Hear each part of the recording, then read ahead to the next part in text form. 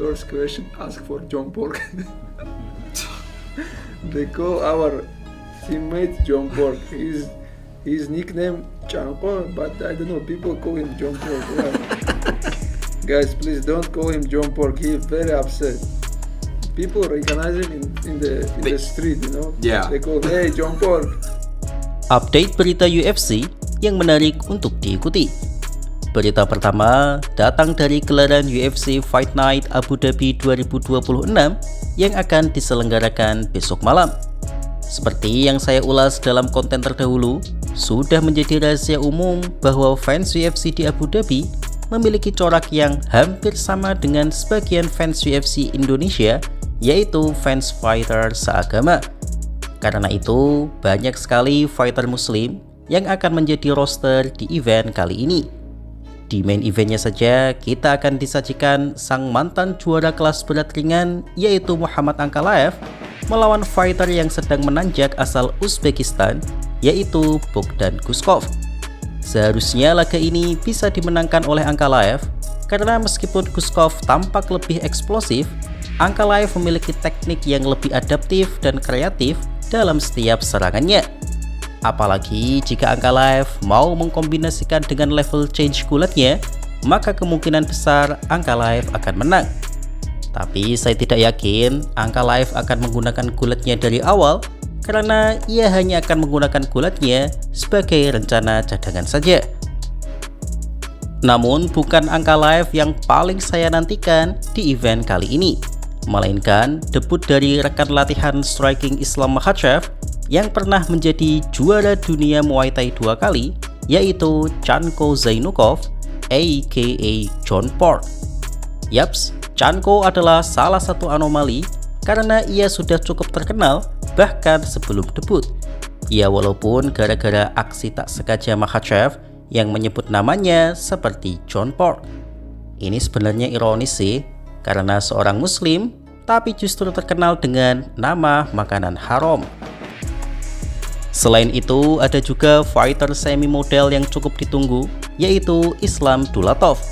Fighter Jerman yang berasal dari Chechnya ini memang cukup menjanjikan karena selain skill bertarungnya, ia juga cukup rupawan. Bahkan ada juga wartawan yang kurang kerjaan langsung menanyakan, apakah di masa depan ada laga Islam versus Islam, yaitu Islam Makhachev versus Islam Dulatov. Bukan masalah seagamanya, tapi kalaupun Dulatov bisa menembus top contender, saya bisa pastikan Islam Makhachev sudah pensiun. The fight Islam versus Islam? No way. No.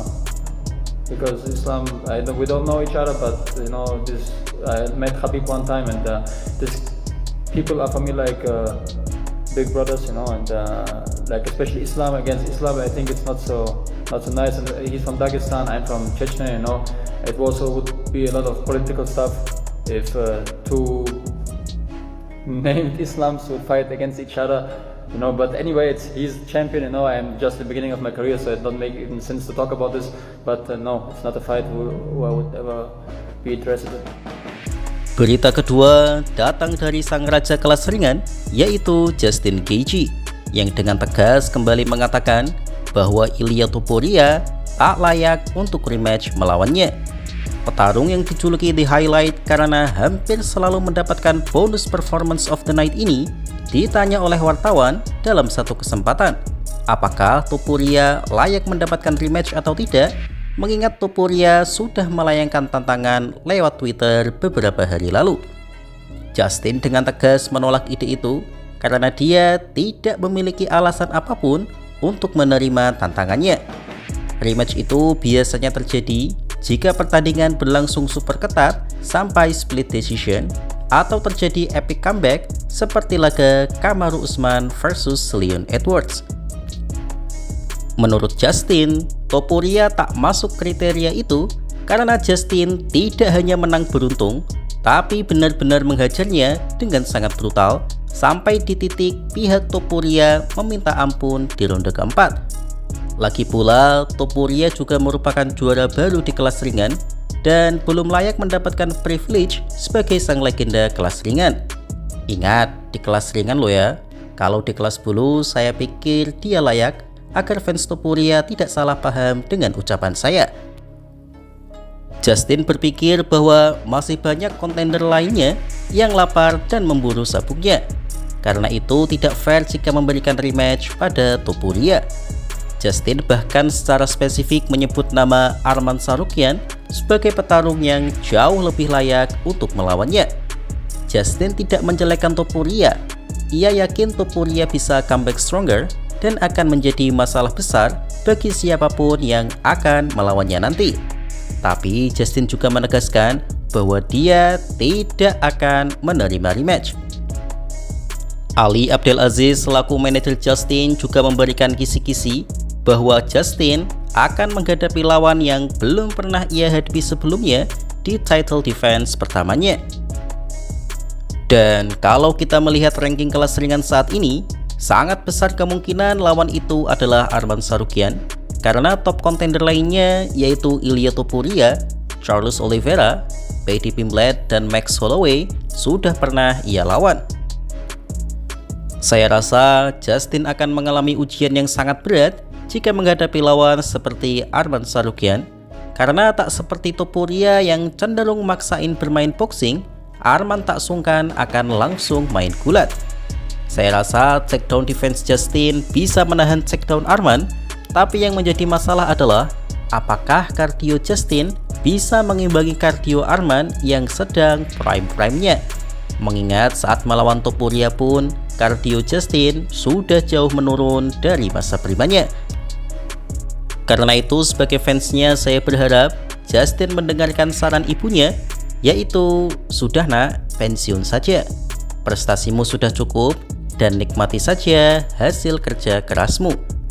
Justin sudah mendapatkan uang yang cukup dari bayarannya selama berkarir di UFC, apalagi ia baru saja menandatangani kontrak sponsorship yang bernilai lebih dari 3 juta US dollar. Jadi semoga saja doi pensiun, meskipun saya yakin dia akan memaksa main 1 kali lagi untuk mencoba menambah legasinya, yaitu mempertahankan sabuk undisputed. Dan uang sih tentu saja. He's not fighting me next. Why would he fight me next? Arman deserves it way more than him. I didn't knock him out. I didn't get lucky. I beat him up. He's going to have to get a win before he fights for the championship. He might go back to 145. We don't know what Ilia's doing. Are you his manager? You work for Ilia? No, I'm not. Yeah, obviously. You think he should fight me next? Over everybody else, over Oliveira, I don't know, I over think Holloway, over Tsarukyan? I think there's a lot of people in the lightweight division. Yeah, so you think he should be the one? No, I just wanted your reaction because he said he I'm wanted a just giving you rematch. hard time. No. He didn't say he wanted a rematch. If I hear him say it use his mouth and say I want a rematch, I'll be very surprised. He's good. The kid's good. Whoever fights him next in trouble. It ain't gonna be me. Kabar terakhir datang dari Dustin the Diamond Poirier yang mengaku bahwa ia telah bertobat dari aksi konyolnya yang ia lakukan beberapa waktu lalu. Yaps, jika teman-teman perhatikan, saya tidak berani mengomentari apapun mengenai kondisi Dustin Poirier karena saya bukan seorang petarung. Dan banyak yang mengatakan bahwa tidak semua petarung memiliki kondisi psikis yang bagus setelah ia pensiun dari bertarung. Jadi saya tidak bisa memahaminya. Memang betul aksinya di bandara tersebut adalah konyol, tapi alasan kenapa seorang pria yang terkenal baik seperti Poirier ini adalah sesuatu yang tidak bisa saya komentari. Dustin Poirier tak menyangkal bahwa itu adalah tindakan bodoh, dan Poirier pun berjanji bahwa ia akan menjauhi alkohol yang membuatnya bertingkah bodoh. Poirier mengatakan bahwa di situasi sulitnya tersebut, pihak UFC yang diwakili oleh Hunter Campbell langsung menghubunginya dan menawarkan bantuan. Poirier mengatakan bahwa UFC sangat menghargai dedikasi dan resume yang telah ia lakukan untuk perusahaan, dan UFC pun siap membantu jika Poirier ada masalah. Melihat itu, Dustin Poirier kembali merasakan energi semangat dan ia berterima kasih atas supportnya itu. Poirier pun masih diterima kembali bekerja sebagai seorang pandit di Paramount Plus.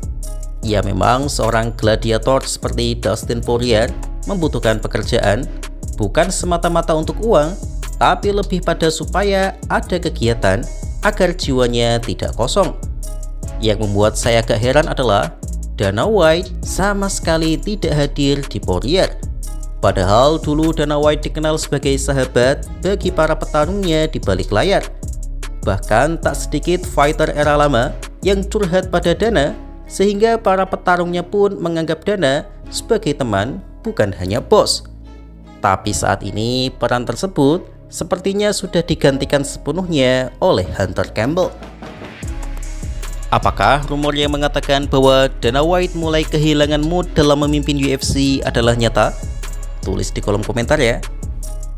Literally one day after the arrest and all that happened, Hunter Campbell with the UFC reached out to me and asked me what he can do, that the UFC's got my back, anything they can do, anything I need help with, let them know, and they're all in. So no, the UFC, the company immediately reached out to me and had my back. Okay. I'm sure that felt amazing.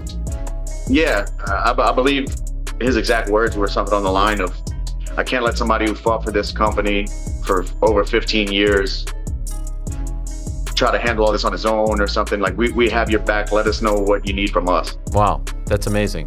Have you heard from Dana? No, I haven't heard from Dana. Hunter is the one that reached out. Okay. Demikian segmen berita kali ini. Terus ikuti kanal YouTube MMA Discourse untuk mendapatkan informasi dan konten menarik lainnya seputar UFC. Jadi stay tune terus ya. Terima kasih.